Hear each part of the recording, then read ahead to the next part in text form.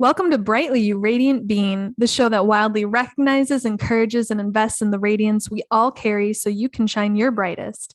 Each episode, we share soul-driven advice and topics to help you live more brightly in mind, body, and spirit. Through sharing our experiences, friendship, and passions, we hope to impact you to step more brightly into yourself inch by inch. Tracy, you put me through the ringer last time. I was going to say, so you're spiraling too? Sorry about that. Welcome to therapy hour. Changing the name of the podcast. Yeah. I like that. I think it should be. I want it to be my personal therapy session. Yes, because every good therapist leaves you hanging and spiraling at the end of a session and just hits end. Oh, I opened all these wounds for you. See you in a week.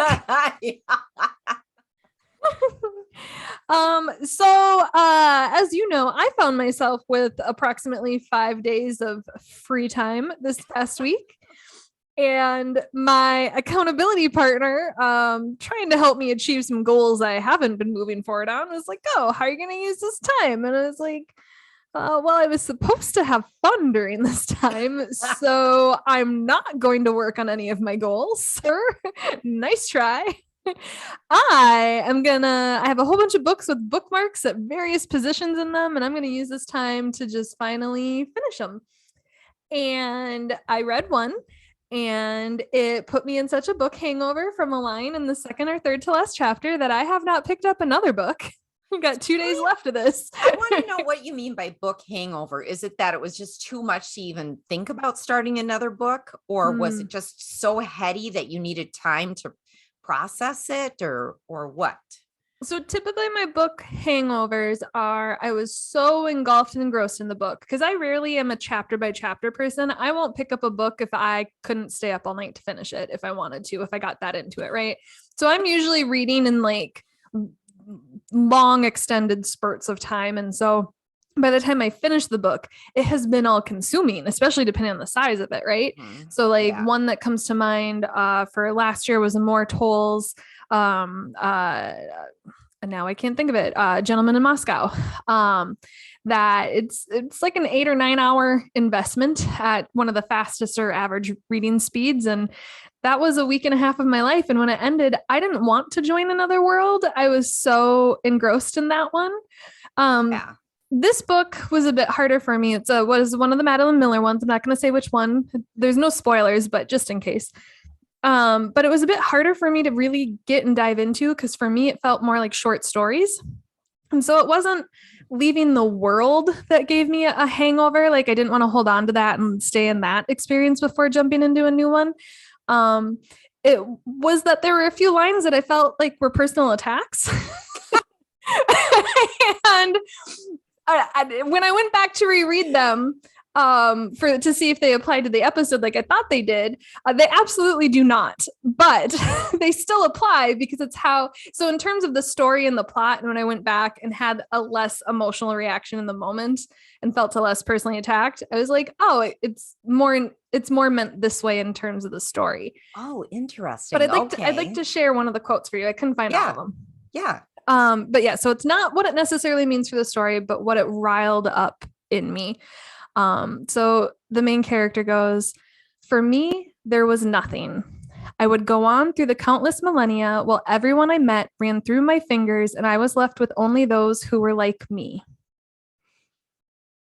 Gosh. And then seems depressing. A few sentences down, "I felt something in me then. There was a part of me that had stood still." Oh. Yeah. I can see why that feels like a personal attack to me too. And it's not, there's more to I put a whole bunch of ellipses in here. I don't want to ruin the story for anybody. But it clearly, my emotional reaction is a reflection of some stuff I may not have been putting as much attention into. Maybe some awareness, maybe some avoidance, but not necessarily attention and action to. And so I had these reactions. And when I was kind of thinking about the of me that had stood still, or what would happen if I stood still and there was nothing but people who were like me around me. I wouldn't be happy with that. And why? Right? Like that's why I had the emotional reaction. Was it was like I was left with only those who were like me. And when I read that, I wasn't necessarily viewing myself as a whole, right? Like our last episode was on perspective. I think it was more like reading that whole paragraph and ending with, there was a part of me that had stood still. And that's the part of me that if I was only left with people who were like that part of me, that didn't feel good. Yeah. Yeah. And we've talked in the past about sometimes when you evolve and grow, if you don't do your shadow work, if you don't have awareness, you kind of end up dragging that old you behind you. The dragging the body behind you. Yes. Well, yes. And you said, so in episode 11, rebirth. So this show will be kind of an accumulation of a few topics or an expansion of it. But in episode 11, your quote was, you got to bury the body. Yeah, I can remember that. Tracy, you got to bury the body. And so so this isn't new for me. I mean, that was March 2021, so about a year and some change ago. Mm-hmm. But it really hit hard because I felt like I've done some of the work. I've definitely done the analysis, but I thought I had buried the body, and I realized it was kind of like I called a good friend of mine, and we dug a hole in the backyard and threw in a rolled up body and a carpet and dumped some dirt on it. And then I put my garage and a garden on top of it. Now I've been avoiding it. When what I should have done was held a funeral for it. Yes. Oh, okay. That was implied when I said you bury the body. I'm gonna go back and listen because I do not think that was. I do not think I would have inferred that. Oh, I think I said you need a ritual too. Probably. With it. But Yeah. Okay, you do need a funeral. You need a funeral, and why do we need funerals? Well, funerals are held for the living. Yes, they are not actually for the dead. Yes, they're closure for the living. Yeah. So, reading that quote, I get that not everybody will feel what I did, but I think what was also impacting or influencing that reaction was for the past 2 years, even beyond, the pandemic type stuff, I have felt like I'm on hold. Like something is coming, something new.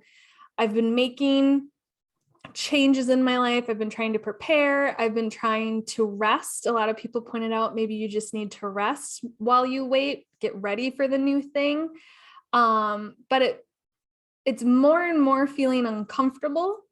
And that uncomfortableness is getting in the way of progress and of action. And I just feel like I'm in the lobby of a never ending waiting room. What is it, like Beetlejuice or something like that, right? Gosh. Like where you're just like waiting, yes. And you're like numbered, 1,217,000. Yeah.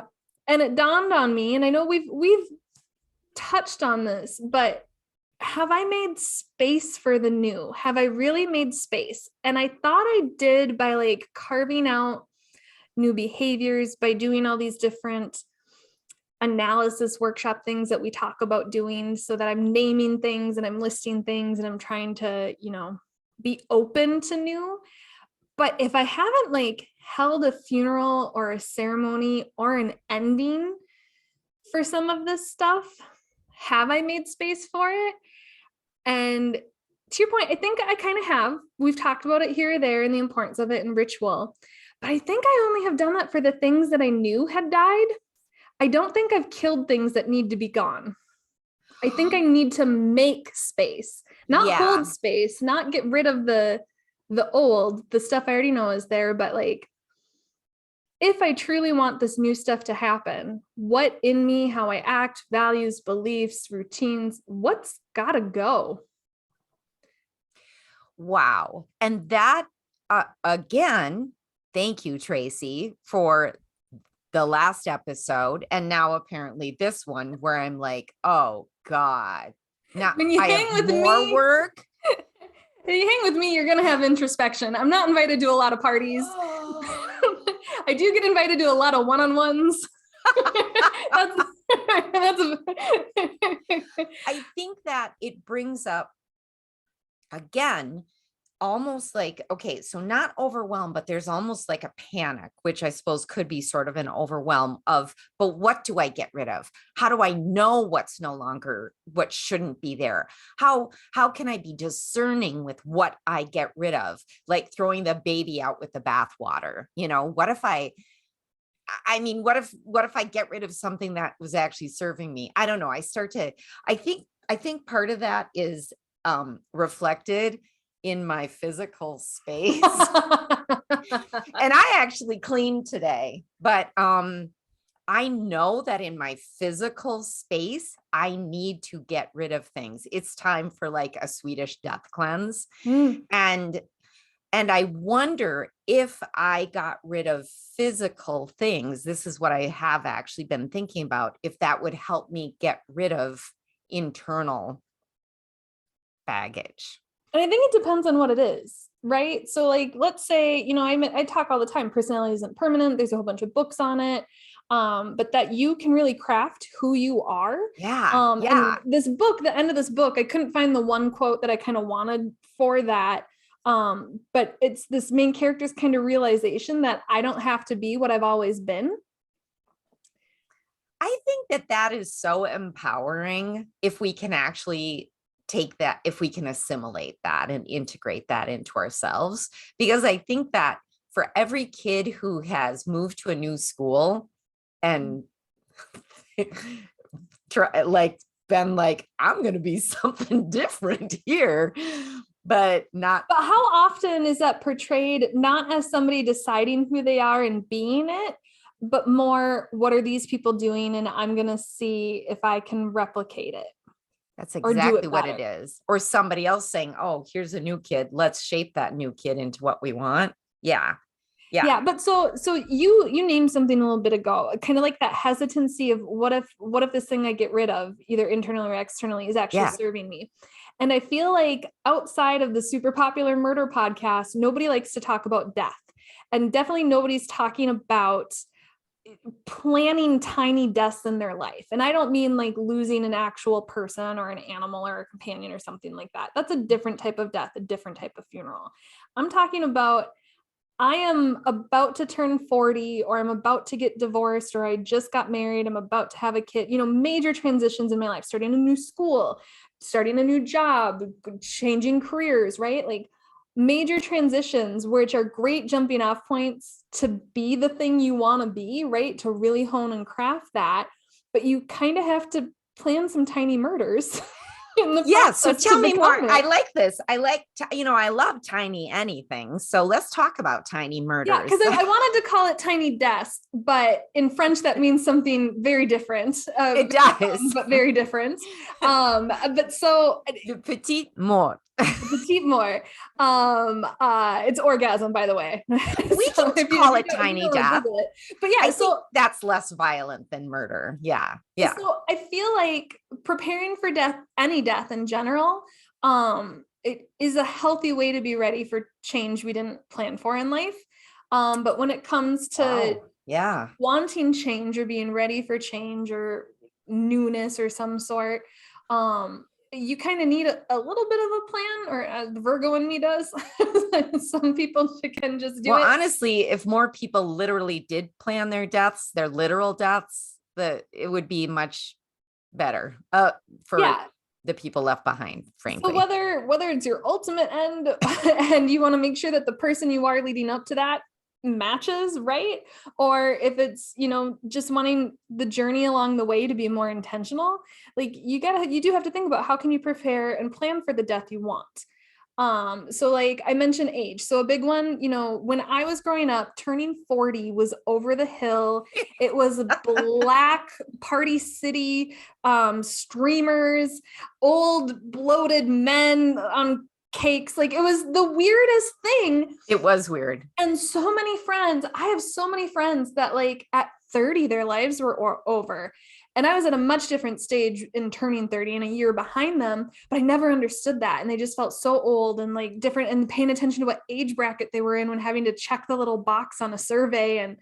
And I grew up with family members who turned 27 for so many years in a row. I don't know how old they are in real life, which I think was the point. So congrats to them. But there's like this adage that like 40 is old. And like, although celebrities and actresses and actors aren't necessarily the most realistic side of aging, I appreciate this whole new like 40, 30, like 20s, the new 30, 30s, the new 40, or where like aging is a little bit more accepted. Mm-hmm. But I've been seeing people, instead of over the hill when hitting a milestone year or a year that means something to them or a year that used to feel old, instead of being like, oh, I'm over the hill, oh, I'm old, or this or that, they'll hold, instead of a birthday party, they'll hold a funeral for the past version of themselves. Okay, you know what? I'm all in. I am 100% all in, buying the tickets and the t-shirt. I want it. I love it so much because it's a celebration of who you were. It's a true life celebration. So not necessarily that is what funerals are. Oh my, right. My so instead blown.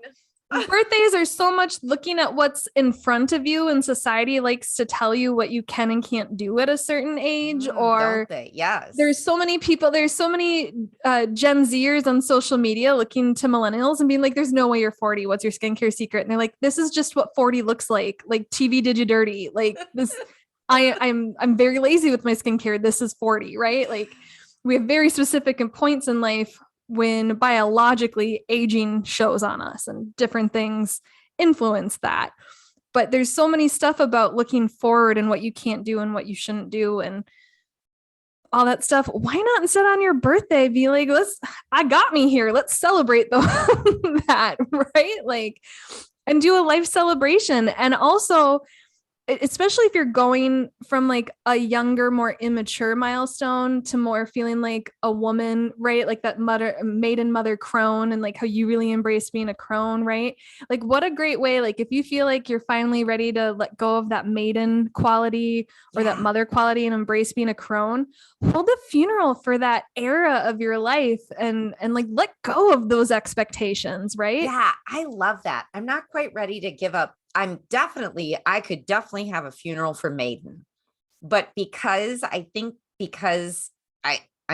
still am a mother, so I wouldn't hold a funeral for that, but maybe for the young mother. So I'm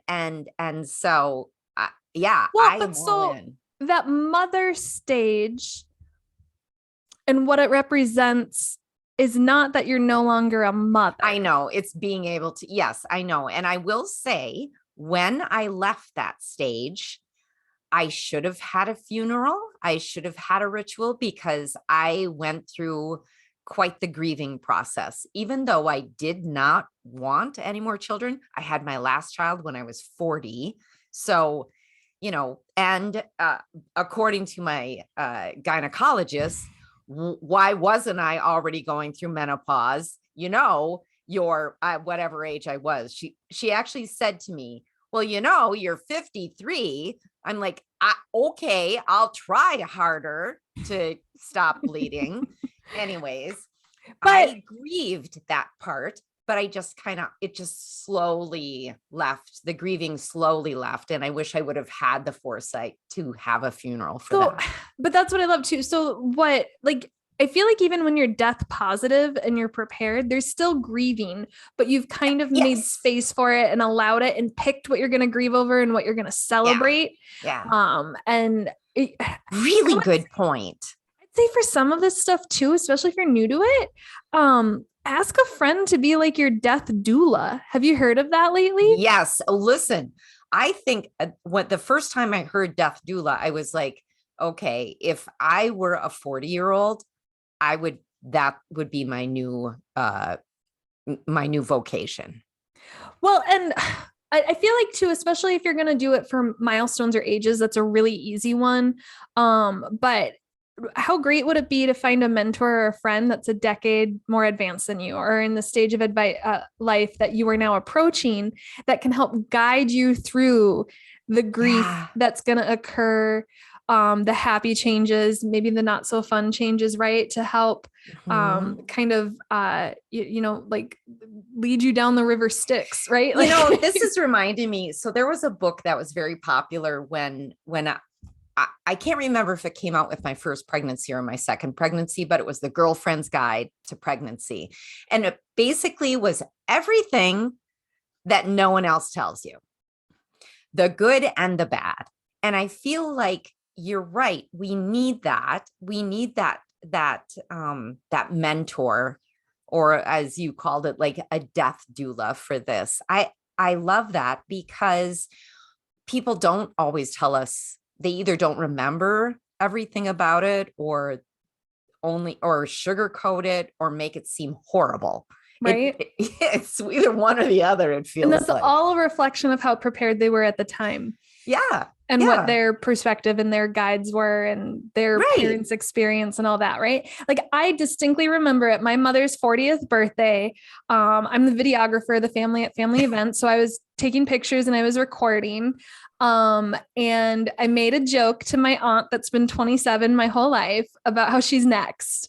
And she's not like a decade younger than my mom, but she had some time in her, and her reaction was a visceral reaction. And I was just trying to be lighthearted and funny. And I realized, like, she's actually worried about this, or this is actually something that bothers her.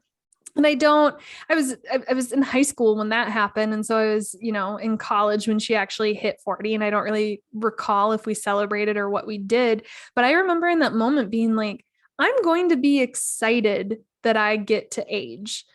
I'm not going to be upset about what's in front of me, because 40 for the typical life expectancy for a woman, a privileged woman at that in America, 40 is not middle-aged. And so I was like, and I think that was the difference between me and some of my friends, is that they kind of intuned that fear and that over the hill, and I'm old and I'm a mom now and I'm this age and nothing happened, like college is done, all these big milestones are done. And so they just had nothing to look forward to with it.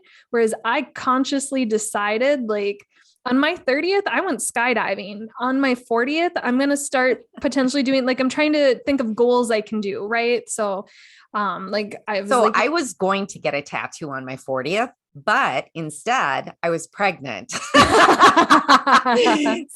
So my 40th was very different than other people's 40th, because what's it's more not standard. Yeah. I mean, that's life affirming. You're like, I'm pregnant. Here I am going to be giving That's life. amazing. But, and so I had a much different perspective on 40 now. So 2 years later, I got a tattoo, but I will say when I was 50, I had already turned 50, and I was talking with someone, and they actually said, well, in 10 years, you'll be 60.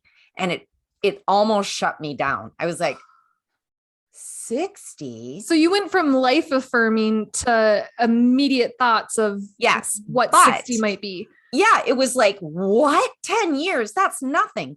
But the funny thing is the closer I got to it, the less it meant. It was just like, yeah, absolutely. Bring it. And I feel like the older I get, the more open I am to the next milestone age. Right. Yeah. For me, for aging, I'm the middle of 3 daughters. And so provided nothing happens to Mandy ever, she's always going to be older than me. It doesn't matter.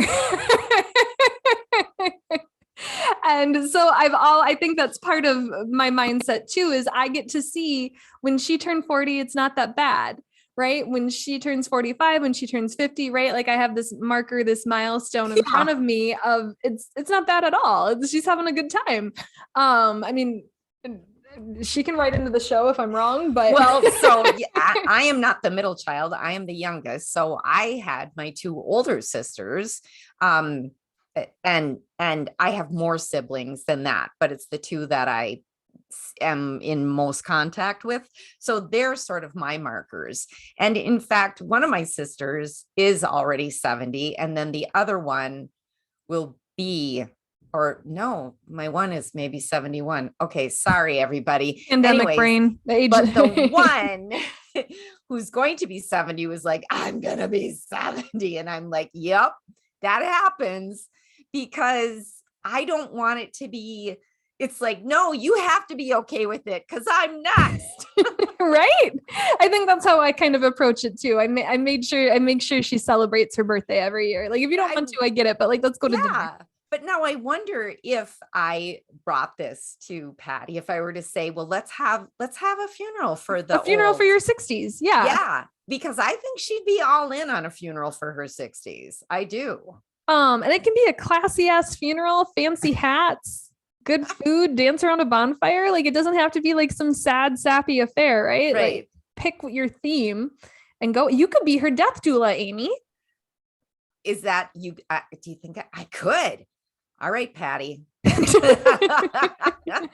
you guys do it, I would love to have her on the show for a little like bright spot interview. That would be great. That would be wonderful. So I think, so the reactions that I had in that concept of like, have I been holding space? I think I have. I think I've been making space, holding space, getting rid of stuff.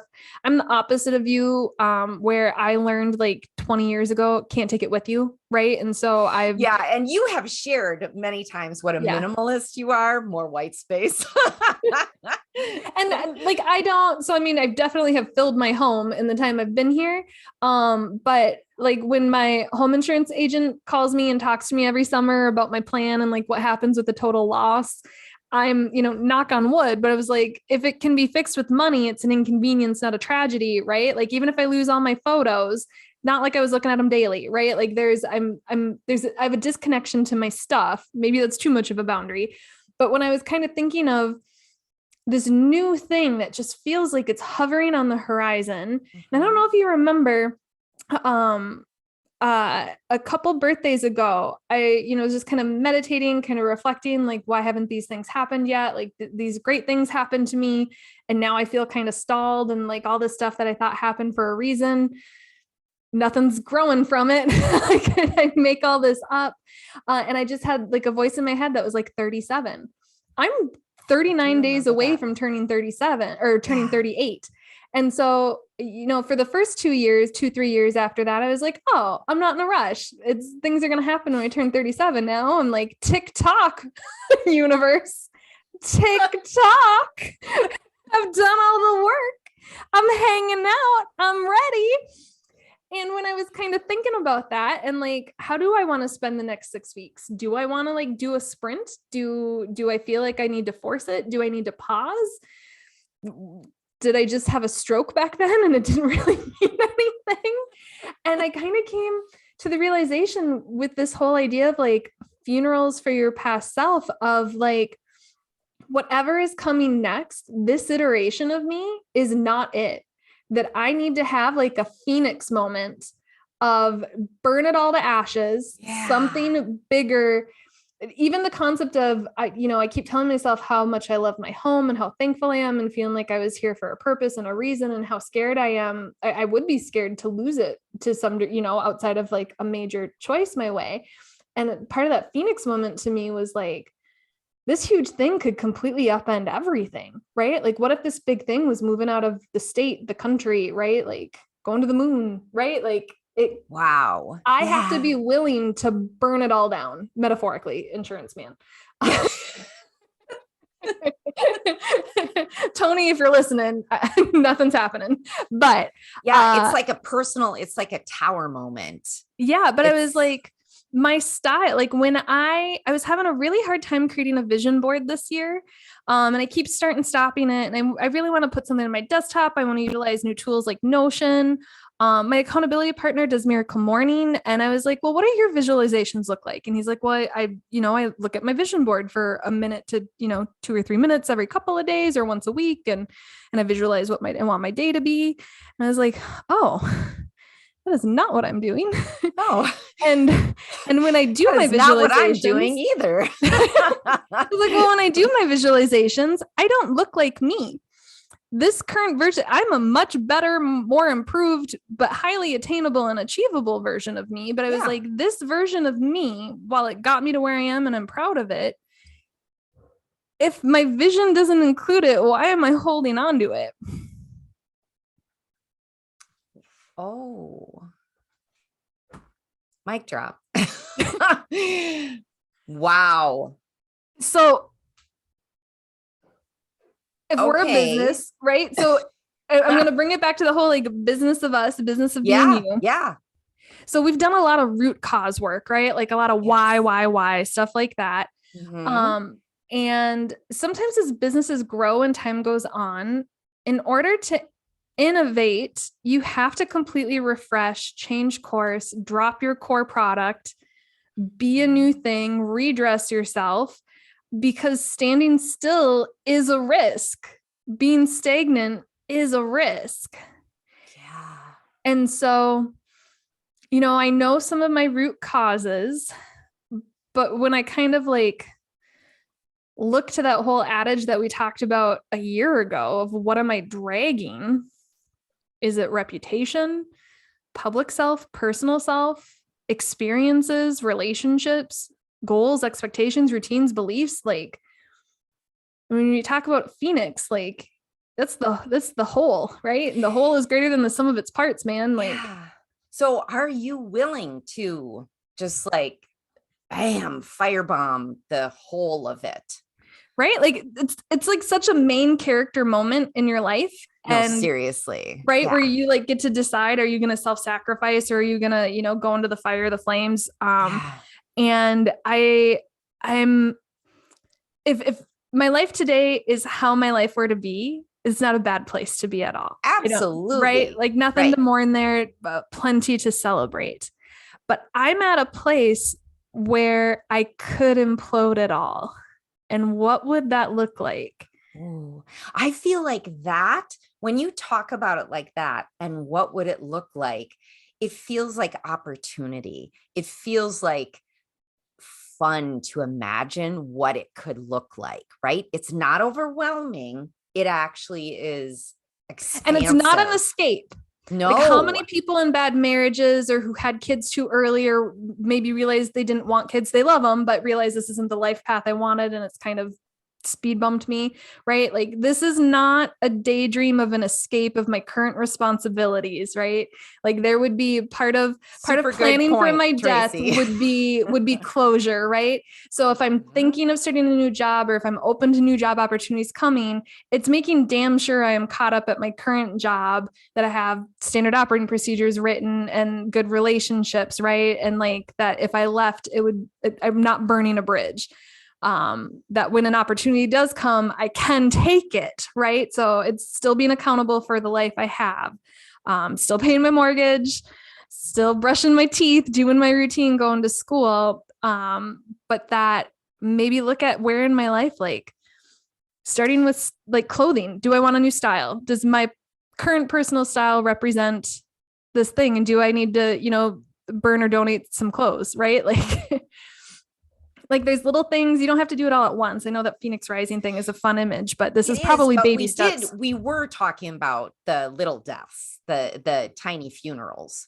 Maybe we Tiny call murders. them tiny funerals or tiny murders. funerals. Yeah. Instead of the deaths. And that feels still fun, but much more doable. So right now, my plan right now, we'll see how accountable I'll be in a week. But is to focus on what to let go and how, and not worry about what's after. So I'm planning my death. You are just creating the space right now. So you don't even have to plan what is coming next. You're just creating the space. So you're going to plan your deaths. Is that plan what you my said? Funerals, plan my celebration of lives.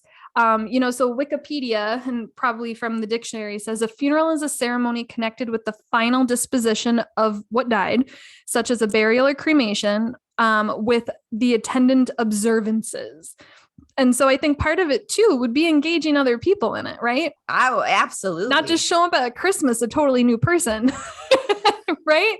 So like engaging friends to help you celebrate, to help you release and let go. Yeah. But so find or create a physical representation. So like style the clothes is an easy one. Your office, like those physical representations, that's easy to donate, to bless, release, let go, you know, stuff like that. While also holding, well, simple, but maybe it's simple, not easy. Mhm. But then, there's that the custom of a funeral is also it's remembrance and respect. So I did say implode your whole life earlier, but that's you're not still really what you're doing. You're not just blowing it up and right. walking away. It's still a piece and a part of you, and it got you here. Yes. So And there's I love that. Respect. respect Yeah. it. So Mhm. respect it, celebrate it, let it go, and then take it day by day. Right? Because there's going to be grief. So grief as well. Grief. I'll add that to the list. But yeah, so do that and then come back in the future and we'll tell you what comes after. Little illusion. We haven't done a show preview in a bit, but spoiler alert, the next one's on transforming. Yeah. Woo! But if this episode spoke to you or your soul, please share it with a friend. And if you have time, please give us some love on your preferred platform with a rate, review, and subscribe. You can also reach out to us via Instagram and YouTube under The Brightly Podcast or via email at brightlypodcast@gmail.com. And with that, we hope you have a bright and beautiful funeral day. Sorry, day. Ceremony. Bye.